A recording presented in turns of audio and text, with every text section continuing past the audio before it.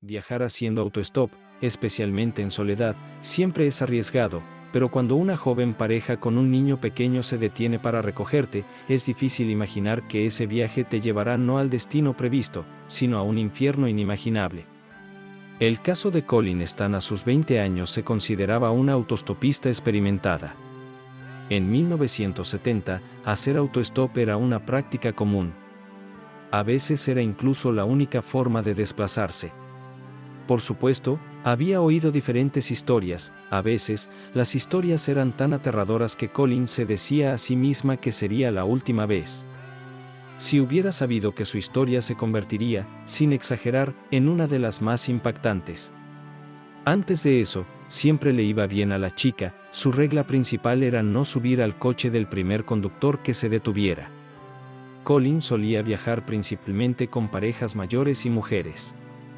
El 19 de mayo de 1977, Colin Stan estaba haciendo autostop en la carretera. Quería sorprender a una amiga y visitarla en su cumpleaños en el estado vecino.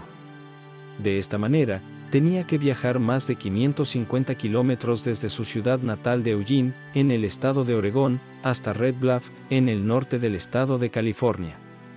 Ya había rechazado a 2 conductores, eligiendo cuidadosamente con quién compartir el viaje. En el tercer coche que se detuvo, había una joven pareja con un niño pequeño. Parecían amigables y dijeron que estarían encantados de llevar a la chica a Red Bluff. Cuando Colin subió al coche, sus compañeros de viaje se presentaron. El conductor resultó ser Cameron Walker, de 23 años, y su esposa de 19 años, Janice, estaba a su lado con su pequeña hija. En el camino, se detuvieron en una gasolinera para repostar y usar el baño. Cameron Walker nació en Alturas, California, en 1953. Excompañeros de clase y profesores lo recordaban como un niño feliz, alegre y sociable, al que le gustaba burlarse de otros estudiantes. A veces, sus bromas eran bastante crueles, pero los niños a menudo carecen de empatía. La familia Walker se mudó a Red Bluff en 1969, y durante ese tiempo, la personalidad de Cameron sufrió cambios significativos. Se volvió más retraído y evitó la interacción social. Esto tampoco era sorprendente, ya que Cameron no era el primer adolescente que pasaba por una fase similar, retirándose en sí mismo. No se encontraron incidentes o acontecimientos traumáticos en su vida. Cuando Cameron conoció a su futura esposa Janice, comenzó a manifestar una atracción por el sadismo. Janice tenía solo 15 años cuando conoció a Cameron, de 19 años. El chico parecía tan adulto, ya trabajaba en una fábrica de madera en ese momento. La adolescente se sentía insegura y confesó que estaba fascinada por el interés que mostraba el chico mayor en ella. Se enamoró, como decía, del alto, delgado y guapo Cameron de aquel entonces. Ella misma admitió que estaba dispuesta a hacer cualquier cosa para mantenerlo. Una vez, Cameron le preguntó si podía colgarla de un árbol con unas esposas de cuero. Dijo que ya había hecho eso con otras novias y a todas les había gustado. La joven Janice aceptó. Esta experiencia asustó mucho a la chica, pero Cameron después fue tan cariñoso y atento que pudo calmar su culpa y disipar cualquier temor. Cameron Walker y Janice se casaron en 1975. Los actos sadomasoquistas se expandieron e incluyeron golpes, estrangulamientos e inmersión bajo el agua. En una ocasión, Cameron casi mata a su joven esposa. Janice dio a luz a una hija en 1976 y, en realidad, como es difícil de creer, estaba feliz en este matrimonio. La primera chica en convertirse en víctima de este terrible acuerdo fue Mary Elizabeth Spanake, apodada Marlis. Marlis se mudó a California desde Cleveland, Ohio, a finales de 1975.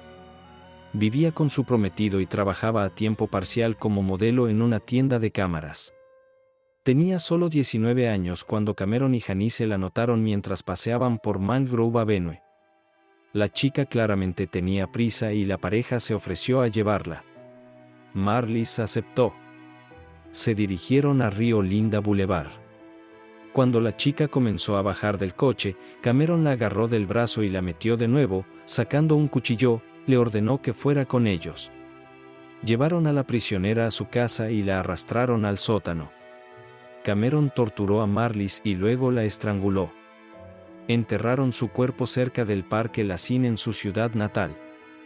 A pesar de lo que sucedió, Janice se quedó con su esposo, más aún, aceptó a una nueva esclava. El camino fue largo, monótono, y las conversaciones se apagaron gradualmente. El coche giró inesperadamente hacia un bosque aislado.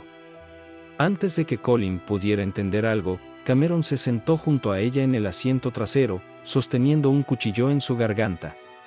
Le puso en la cabeza una caja de madera especial que él mismo había hecho, que pesaba 9 kilogramos.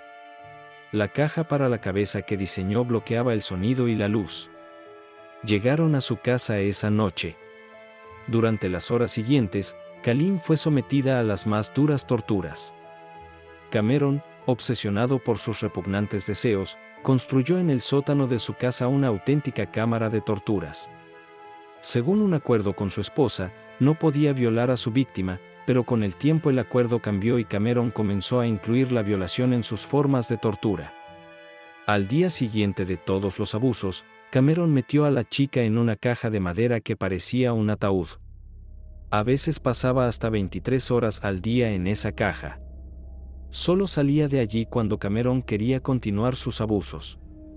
Cada vez que abrían la tapa de la caja, Colin experimentaba una mezcla muy extraña de sentimientos, le costaba respirar, casi no le daban agua dentro, a pesar de la elevada temperatura que había en el interior del ataúd, no le dejaban comer, temía que sus captores la emparedaran en la caja para siempre, así que cuando oyó el sonido de la cerradura al abrirse, al principio sintió alivio, que rápidamente fue sustituido por terror, le temblaban las rodillas, la sangre le latía con fuerza en las sienes, no sabía qué le esperaba hoy. La búsqueda de Colin no empezó hasta 4 días después, gracias a unos amigos de Eugene. Los padres estaban seguros de que su hija estaba en California, y su amiga ni siquiera sabía que Colin iba hacia ella, ya que era una sorpresa. La búsqueda se complicó debido a la gran distancia en la que desapareció la chica. Además, hay varias rutas desde Eugene hasta Red Bluff, así que no se pudo determinar nada entonces. En la casa de la familia Oker, todo parecía normal a primera vista. Janice estaba con su pequeña hija y Cameron iba al trabajo, pero después del trabajo regularmente llevaba a Colin al sótano. Meses de existencia insoportable, torturas seguidas de estar en el ataúd durante casi un día entero, hambre, humillación constante, falta de ropa. A principios de 1978, Cameron le contó a Colin que era miembro de una organización satánica llamada The Company. Una banda influyente y despiadada que la vigilaba y que aún escucha su casa. Por supuesto, todo esto era una invención, solo para asustarla y someterla aún más. Cameron obligó a Colin a firmar un documento en el que decía que se convertiría en su esclava para siempre. Según el contrato, estaba obligada a poner todo su ser al servicio de los deseos de su dueño esclavo. Si violaba el contrato de esclavitud y escapaba, la compañía la encontraría. El nombre de Colin fue cambiado a la letra K, y fue obligada a llamar a Cameron amo. No se le permitía beber, comer ni hablar sin permiso. La familia creyó en su relación. En ese momento, los padres consideraron que su hija y Michael, un seudónimo que se inventó Cameron, estaban involucrados en una secta. Cameron intimidó tanto a su víctima y lo entendió, que no dudó en dejar a Colin en su casa durante un día, diciendo que tenía una reunión importante y la recogería al día siguiente. Las hermanas contaban que tanto ellos como los padres tenían miedo de presionar a Colin, interrogarla o persuadirla en algo, para no alejarla aún más. Ella apenas estaba comenzando a conectarse con ellos, por lo que no querían arriesgarse a perderla. Michael prometió a los padres antes de irse que pronto tendrían una casa con Colin, y les daría la dirección. Finalmente, los padres incluso tomaron una foto en la que la falsa pareja parecía falsamente feliz. Cuando su niña se fue, nuevamente no tomaron ninguna medida. Después de esa visita, la vida de Colin se volvió aún peor, si es que eso es posible. Cameron comenzó a preocuparse de que le había dado demasiada libertad, así que la encerró de inmediato en la caja. se le prohibió comer nuevamente y tampoco podía moverse por la casa. Colin pasaba días enteros en este ataúd improvisado, especialmente durante el verano, cuando hacía mucho calor y bochorno, a pesar de la ventilación. Cameron la torturaba cuando los niños se iban a dormir. Así pasaron un par de años más. Durante 2 años completos, ni siquiera vio la luz del sol en su caja de madera.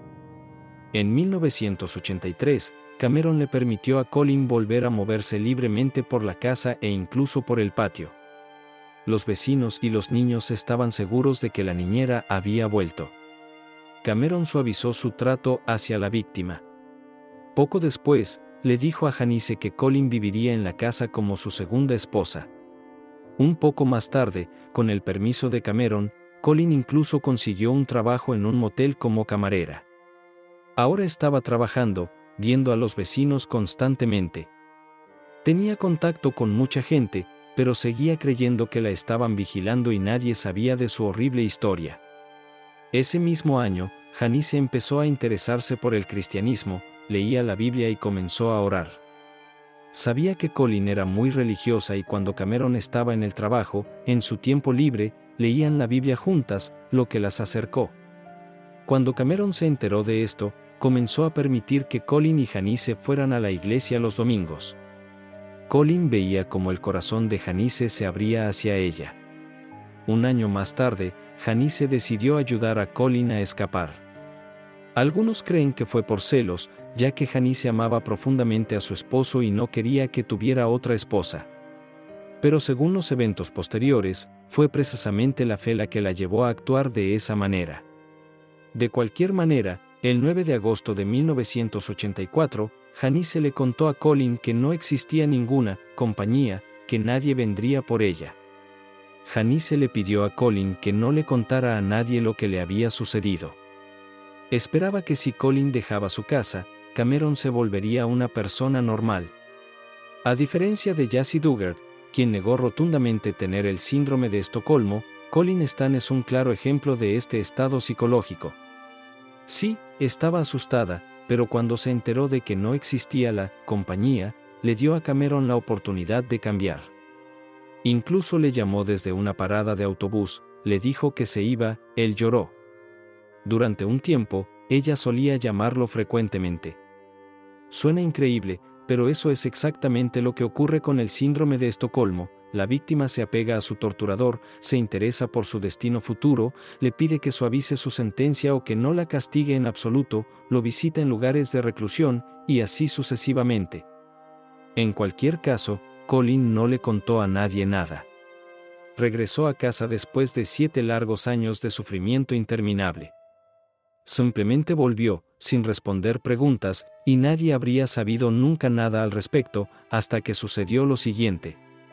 Janice esperaba que finalmente ella y su esposo pudieran vivir una vida normal, pero parece que sus planes nunca estuvieron destinados a cumplirse. Cameron soñaba con una mazmorra con prisioneras, con un nuevo lugar de tortura. Janice nunca reveló que la llevó a actuar así, pero parece que después de tantos años, su conciencia se despertó. El 8 de noviembre de 1984, Janice le preguntó a su pastor si podía confesarse. Frank Debney, el pastor de la iglesia, notó que Janice estaba muy nerviosa. Lo que escuchó a continuación fue inimaginable para él.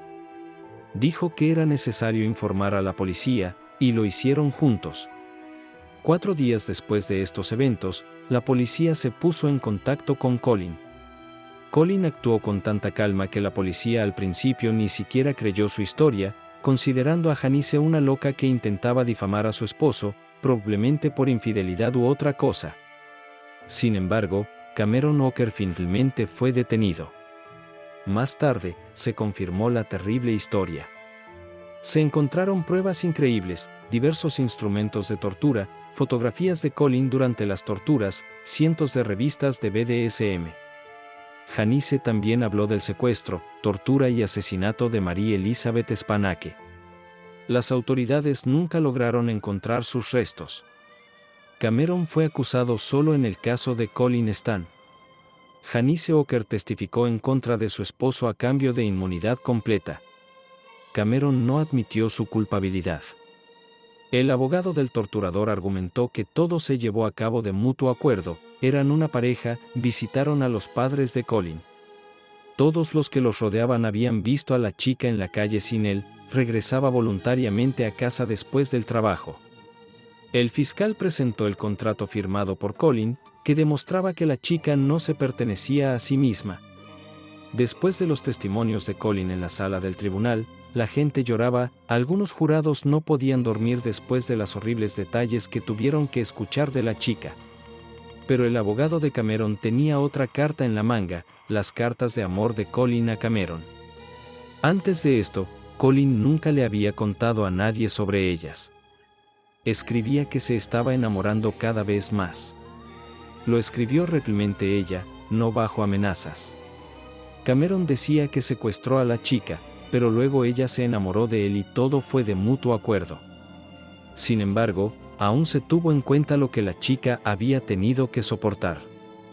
Había cultivado sentimientos de apego e incluso amor en sí misma para no vivir todos los días con el tormento de la violación. Esto es un mecanismo de defensa psicológica perfectamente comprensible en respuesta a eventos altamente traumáticos. Cameron Walker fue condenado a 104 años de prisión. En 2015, Cameron Walker, de 61 años, solicitó la libertad condicional de acuerdo con el Programa de Libertad Condicional de California. Su solicitud fue rechazada y no habrá audiencias de libertad condicional en su caso durante 15 años. También hay otras historias similares que ocurrieron en este periodo, cuando un viaje de autostop se convirtió en una pesadilla. Robert Ben Rhodes nació en 1945 en Council Bluffs, Iowa. Solo se han probado 3 asesinatos cometidos por él. Robert Ben Rhodes viajaba en un camión. Su camioneta estaba equipada como una cámara de torturas. Se le sospecha de la brutal muerte de más de 50 mujeres entre 1975 y 1990. Los años de su actividad sangrienta coinciden con las rutas de su matanza móvil y los lugares donde desaparecían mujeres. A veces, antes de abusar de ellas, fotografiaba a sus víctimas. Se le atribuye la famosa foto de Regina Kay Walters antes de morir en un antiguo granero. Edmund Emil Kemper III nació el 18 de diciembre de 1948 en Burbank, California. El 7 de mayo de 1972, accedió a llevar a 2 estudiantes, Mary Ann Pese y Anita Mary Lucchese, de Berkeley a Stanford. Al principio, todo iba normal, pero después de una hora de viaje, Edmund salió del coche, agarró a Mary, la violó en el suelo junto al coche. La segunda chica estaba en el asiento trasero del coche cerrado todo el tiempo. Al principio, Edmund mató a Mary, y luego mató a Anita. Puso los cuerpos en el coche y los llevó a casa. Edmund Emil Kemper era necrófilo. En septiembre del mismo año, asesinó a Akouku de 15 años y luego la desmembró. Más tarde, mató a Sidney, de 18 años, a quien decapitó y enterró en el jardín trasero. Resulta que iba a menudo a ese lugar para hablar con ella. También se convirtieron en sus víctimas Rosalinda Sorb y Alice Liu. A veces, todo parece normal durante el viaje, pero luego el conductor regresa a sus futuras víctimas. En 1982, Grettir Sigurd Arnesen recogió a las hermanas Yvette y Marie Bochet y las llevó a su casa. Cuando llegó la noche, Grettir regresó a las hermanas, mató a Marie, torturó a Yvette durante varias horas y luego la mató también. Después del juicio, Colin Stan se liberó por completo de la dependencia que había sentido toda su vida hacia Cameron Walker. Dejó de tener contacto con él y con su esposa. Casi de inmediato, comenzó a estudiar contabilidad, luego consiguió un trabajo, se casó y tuvo una hija. Colin Stan está casada por 4ª vez y cría a su nieto, que tiene alrededor de 7 años. Ahora ayuda a mujeres a rehabilitarse después de casos horribles similares que les ocurrieron.